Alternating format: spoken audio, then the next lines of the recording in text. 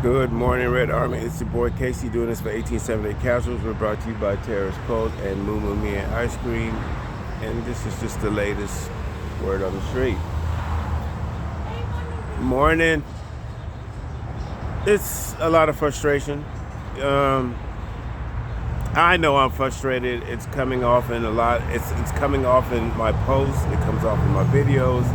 You can watch YouTubers. They're frustrated. You can watch anybody who supports the club is frustrated, and you can imagine it's got to be frustrating for players and most importantly Eric Ten Hag.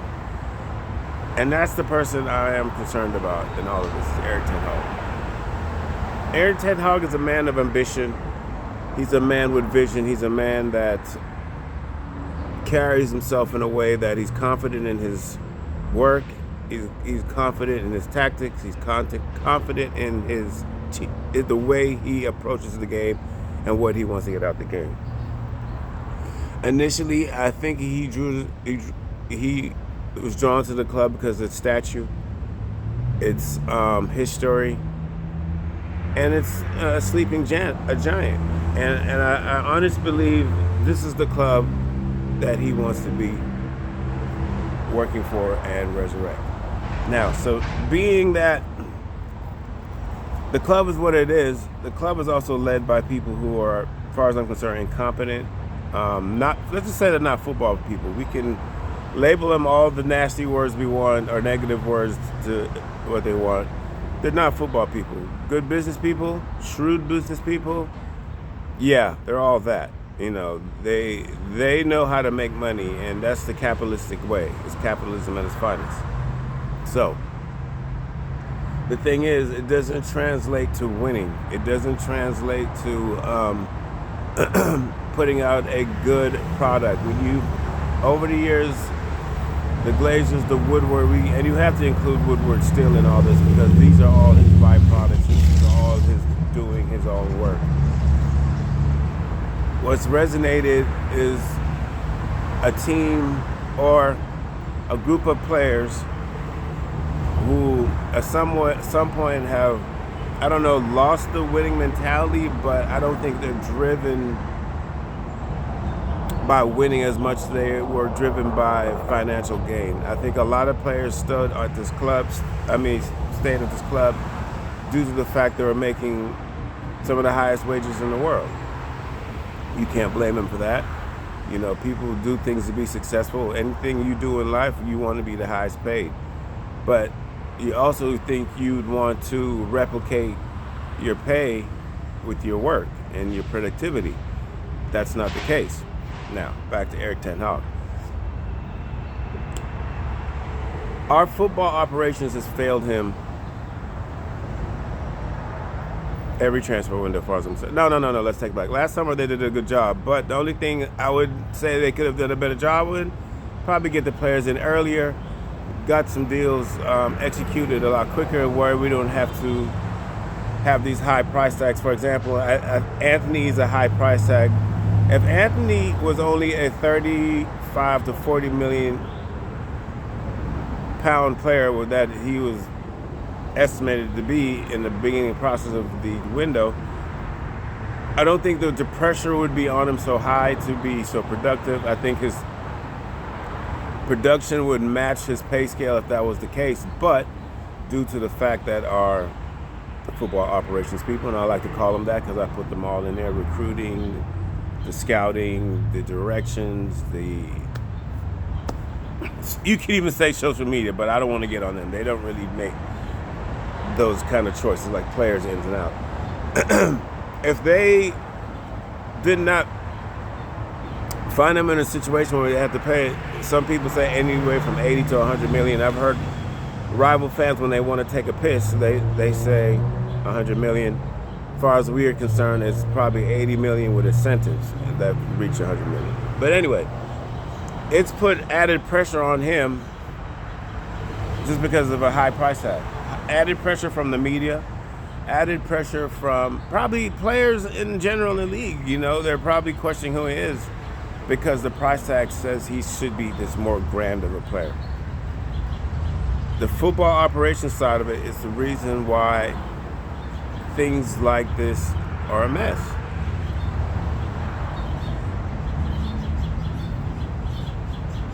I don't have the confidence in our football operations department to make a decision without Eric Ten Hag. Last summer, a lot of people, not a lot, but there was a little cluster group of people who were complaining that why are we getting Dutch players? Why are we getting players that play for Ten Hag? Why are we getting players that played against Ten Hag?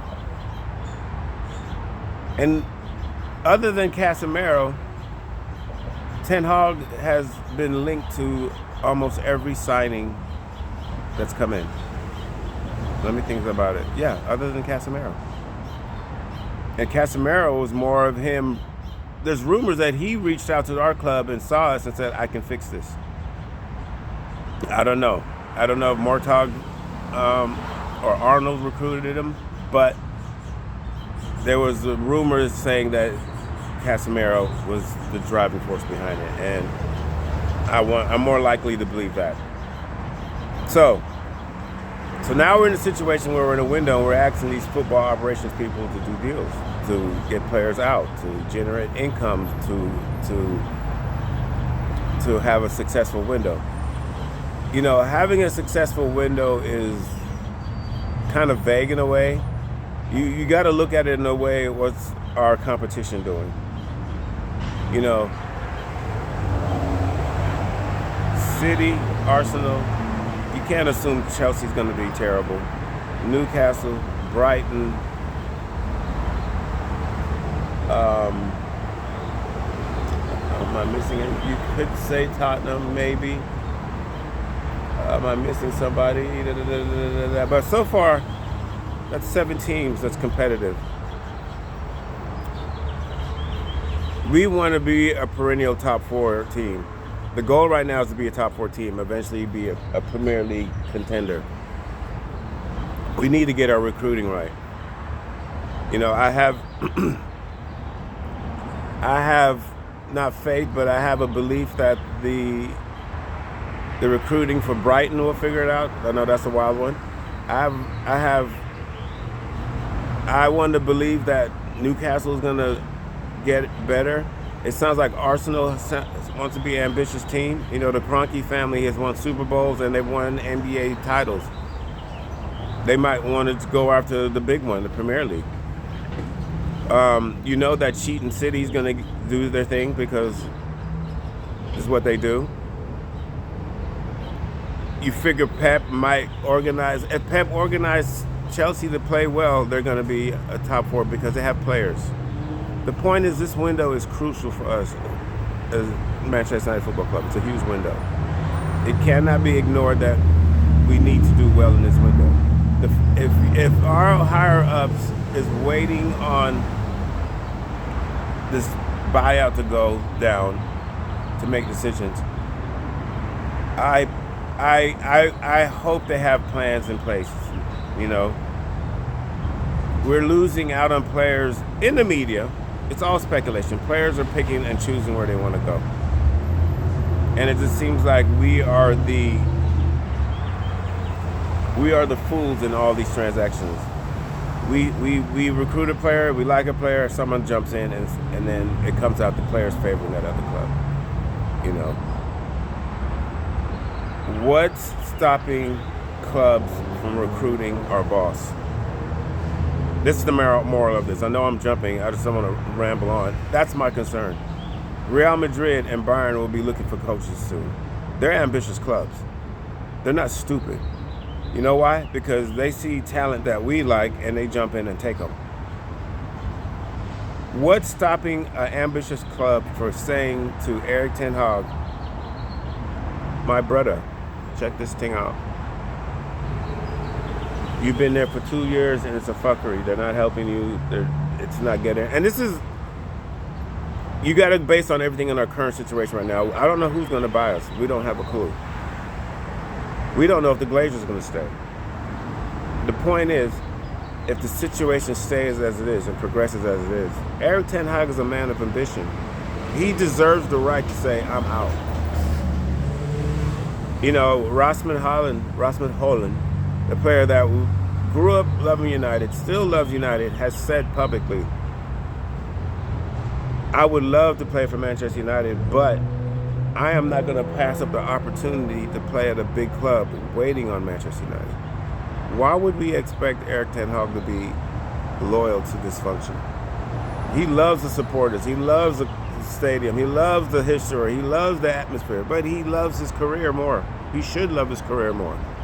He should be a little bit selfish when it comes to that. You know, lately I've heard a lot of rumbles about people being concerned of Erik ten Hag leaving.